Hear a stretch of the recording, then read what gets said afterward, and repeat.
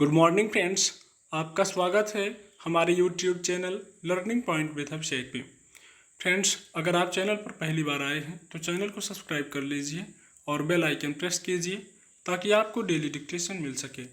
100 शब्द प्रति minute dictation start. Delhi में संक्रमितों की संख्या में कमी राहत की बात है।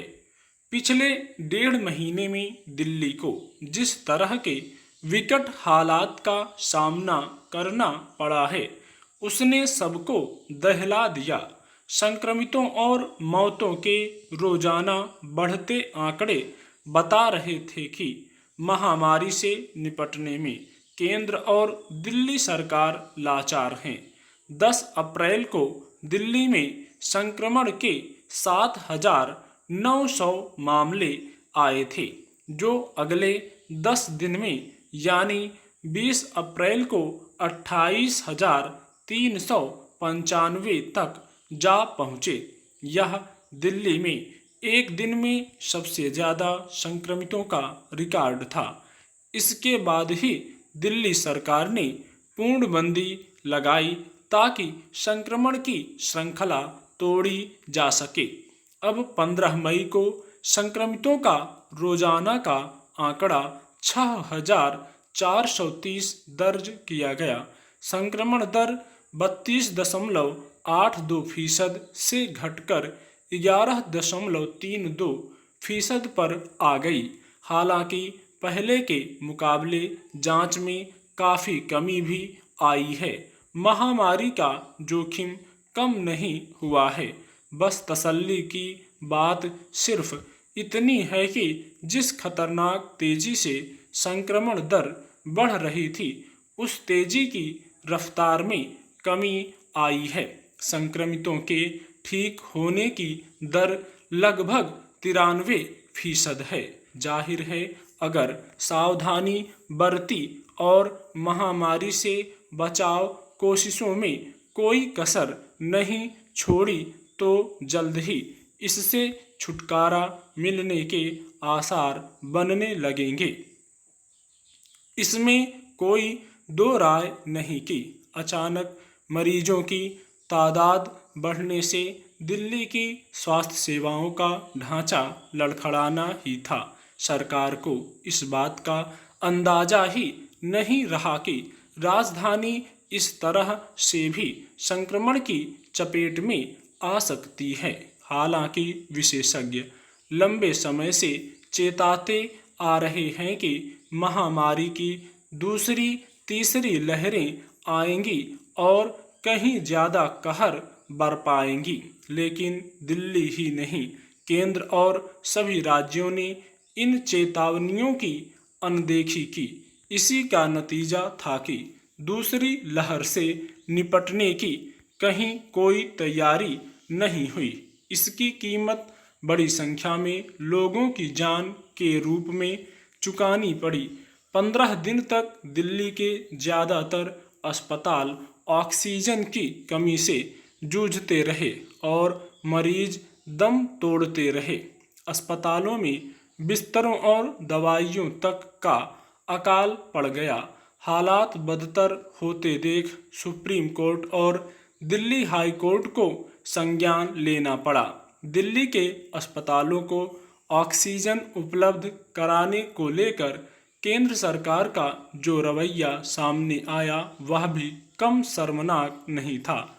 यह तो बड़ी अदालतों का धन्यवाद कि उनकी सख्ती से दिल्ली को पर्याप्त ऑक्सीजन तो मिलने लगी। दिल्ली ने दहला देने वाला मंजर देखा है, उससे अब सबक लेने की जरूरत है। दूसरी लहर का संकट बरकरार है। तीसरी या चौथी लहर की आशंका को जरा भी खारिज नहीं किया जा सकता। महामारी विशेषज्ञ बता रहे हैं कि तीसरी लहर बच्चों के लिए ज़्यादा घातक होगी। जाहिर है ऐसे में बच्चों को संक्रमण से बचाने और संक्रमित बच्चों को अस्पतालों में पर्याप्त इलाज मुहैया कराना बड़ी चुनौती होगी। हकीकत तो यह है कि गंभीर संक्रमितों के लिए अस्पतालों में आईसीयू बिस्तरों की समस्या अभी भी दूर नहीं हुई है। ऐसे में दिल्ली सरकार को अब अस्पतालों में ऑक्सीजन संयंत्र लगाने और नए अस्पतालों की तैयारी जैसे काम तेज करने ही होंगे। इसके अलावा ऐसा भी कुछ करना होगा जिससे बाजारों में भीड़ न लगे और कारोबार भी चलते रहें। महामारी से निपटने में सरकारों का कुछ करना या ना करना अपनी जगह है, लेकिन नागरिकों की भूमिका भी कम महत्वपूर्ण नहीं है, क्योंकि आखिरकार भुगतना तो उन्हीं को ही है। हालांकि कुछ दिनों से देश में कोरोना संक्रमण की दर पहले की तुलना में घटती हुई दर्ज हो रही है, मगर गांवों में फैल गई इस महामारी से सरकारों के माथे पर स्वाभाविक ही चिंता की लकीर गहरा गई है। कुछ राज्यों में स्थिति बहुत बुरी है। इसे लेकर प्रधानमंत्री ने भी राज्यों के मुख्यमंत्रियों को अतिरिक्त सतर्कता बरतने की सलाह दी और केंद्रीय स्वास्थ्य मंत्री ने सबसे अधिक प्रभावित 4 राज्यों के स्वास्थ्य मंत्रियों के साथ बैठक की। दरअसल महाराष्ट्र, गुजरात और उत्तर प्रदेश जैसे कुछ राज्यों में स्थिति काबू से बाहर हो गई है। खासकर उत्तर प्रदेश में इलाज न मिल पाने की वजह से इतनी अधिक मौतें हो रही हैं कि मृतकों का अंतिम संस्कार करना भी मुश्किल बना हुआ है। बहुत सारी लाशें गंगा में बहा दी जा रही हैं। इस घटना ने पूरी दुनिया का ध्यान खींचा है। इसे लेकर उत्तर प्रदेश सरकार कुछ सतर्क हुई है। मुख्यमंत्री ने कुछ शहरों का दौरा कर वहां की स्वास्थ्य सुविधाओं का जायजा लिया। हर जिले में शिकायत केंद्र बनाए गए हैं और प्रशासन का चौकन्ना कर दिया गया है। पर देखना है वहां गांवों में फैल रहे इस संक्रमण पर किस तरह और कब तक काबू पाया जा सकता है।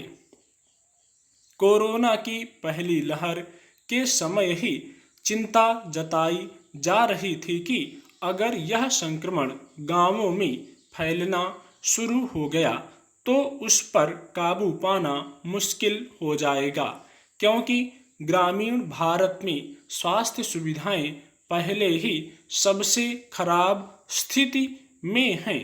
मगर उस समय भी मुख्य रूप से इस संक्रमण को रोकने की तैयारियां शहरों में ही केंद्रित रहीं। गांवों में इसके लिए कोई एहतियाती उपाय नहीं किए गए। फिर जैसे ही पहली लहर का रुख उतार पर हुआ और पूर्णबंदी हटा ली गई, लोग सामान्य दिनों की तरह ही भीड़ भाड़ लगाते दिखाई देने लगे। हालांकि बार बार हिदायत दी जाती रही कि वे कोरोना संक्रमण से बचाव संबंधी उपायों का पालन करने में लापरवाही न बरतें, मगर उसका उन पर कोई असर नहीं दिखाई दिया। सरकारों ने भी मान लिया था कि अब कोरोना का खतरा टल चुका है, इसलिए उन्होंने कड़ाई करना तो दूर, कोरोना के लिए बनाई गई व्यवस्था को धीरे धीरे समेटना शुरू कर दिया था।